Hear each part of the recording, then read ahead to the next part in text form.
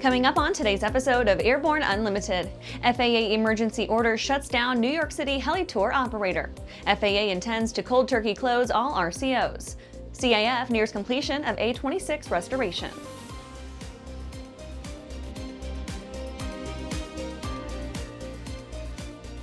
Welcome to Airborne Unlimited. I'm your host, Holland Lee. Let's get into today's stories. FAA emergency order shuts down New York City Heli-Tour operator. The FAA issued an emergency order shutting down New York Helicopter Inc., partly because the company fired its director of operations for his decision to stop flights in the recent aftermath of a catastrophic failure in one of its aircraft that caused it to crash into the Hudson River, killing the 6 people aboard. Quote, the FAA is taking this action in part because after the company's director of operations voluntarily shut down flights, he was fired, end quote. The FAA also said it's conducting a thorough review of the company's operations and safety records. The agency also said, quote, the review, known as a Certificate Holder Evaluation Program, determines whether an operator complies with applicable regulation and effectively manages safety and identifies hazards and risks so the FAA and operator can mitigate them. The FAA is already analyzing airplane and helicopter hotspots nationwide, and we will be hosting a helicopter safety panel on April 22nd to discuss the findings, risks, and additional mitigation options. Safety is the FAA's #1 priority, and we will not hesitate to act to protect the flying public, end quote. The company's suspension will remain in force until all necessary personnel and safety protocols are in place. In addition, the company was ordered to surrender its air carrier certificate pending the outcome of the review. After the break, investigators determined that penguins aren't great pilots. The legendary BD-4C program is building an exciting future for those who want a rugged 4-seat family flyer with a proven history. The SureWings program produces a complete kit and builder assist program that gives you everything you need to be flying a BD-4CS in record time. For conventional kit builders, BD Aviation has parts, partial kits, and full kits for the 190-mile-per-hour BD-4C that has logged thousands of hours. Visit SureWings.com and BDAviation.com for more details.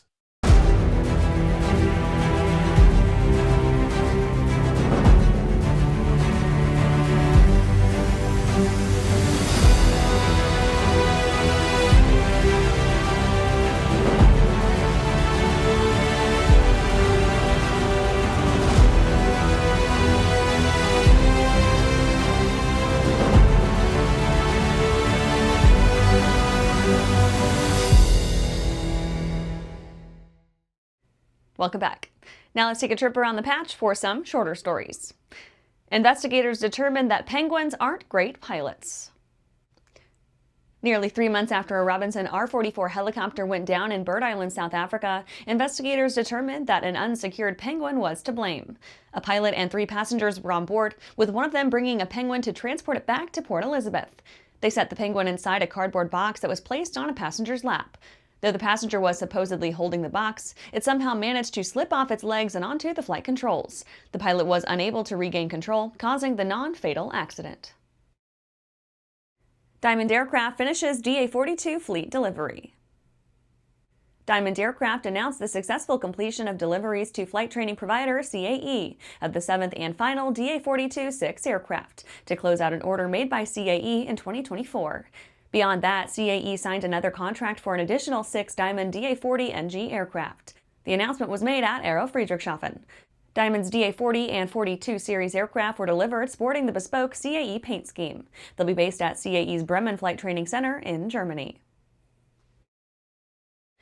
Coulson expands tanker fleet by acquiring 4 C-130H. Coulson Aviation, operator of the largest fleet of firefighting air tanker aircraft, announced it has acquired 4 C-130H aircraft from the New Zealand Defence Force to expand its fleet to 10 aircraft. The aircraft will be relocated to the Coulson base in Thermal, California, for the conversion and modernization process. The conversion includes retrofitting the aircraft with Coulson's proprietary RADS XXL tank system, with the world's highest capacity, highest flow rate aerial firefighting tank that enables precision drops of up to 4,000 gallons. CAF SoCal celebrates 80th birthday of its Spitfire. The commemorative Air Force's SoCal wing celebrated the 80th birthday of its Supermarine Spitfire Mark 14, with a celebration at its home base at Camarillo Airport in California. The festivities featured a special presentation that highlighted the rich history of this historic aircraft and the efforts that were put into its restoration. The event provided guests with a deep exploration of the journey of this aircraft, as volunteers and technicians discussed the extensive maintenance and engineering work currently ongoing. That's it for today's trip around the patch. Let's get back to the rest of the news. FAA intends to cold turkey close all RCOs. The FAA has opened the comment period on a recent notice of intent that plans to shut down the entire network of remote communication outlets in one fell swoop. The scheme, proposed due to a lack of demand, has already earned criticism from dozens of stakeholders. The agency published the plan in the Federal Register, clarifying its intention to decommission the 936 RCOs across the nation that provide pilots access to flight service while in the air. This is a long-standing, low-maintenance network established more than 40 years ago and receiving, quote, little or no modifications since. RCOs used to be extremely popular, being utilized upwards of 22,000 times per day. Today, however, is a different story. Despite air traffic spike in recent years, the development of electronic flight bags like ForeFlight and other digital services has dropped the number of daily RCO service requests to fewer than 300. The remaining infrastructure and staffing for this outdated method cost taxpayers millions of dollars annually to support the small number of pilots that have not converted to mobile technology, end quote. The notice explained, quote, just a year after the study was published, the agency shut down 404 RCOs and 237 VOR outlets with little to no pushback from the public. Abandoning this infrastructure directly saved the agency $2.5 million per year on maintenance alone. After these messages, CAF nears completion of A-26 restoration.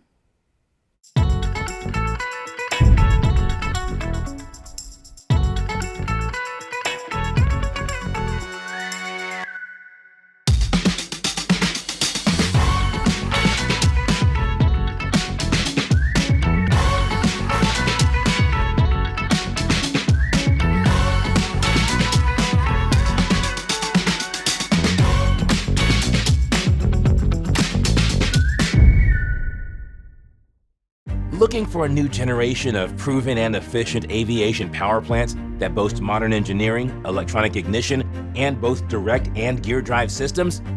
With 100 horsepower to 240 horsepower, the Skyline and Redline engines offer uncommon value in an overpriced industry.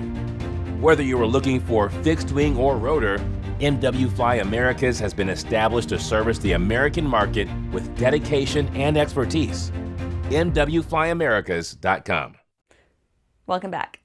CAF nears completion of A-26 restoration.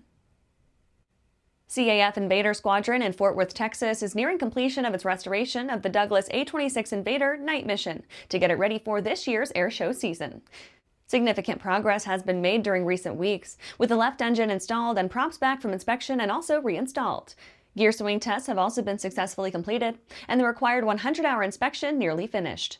As with most CAF projects, this has been a labor of love completely driven by volunteers under the leadership of Squadron Leader Patrick Mahaffey and Maintenance Operator Steve Swift. Both are FAA-certified A&P technicians and PIC rated on the A-26, with possibly the most experience on the A-26 in the entire CAF. It's their passion and expertise that keep the historic aircraft flying and has been pivotal to the progress of the project.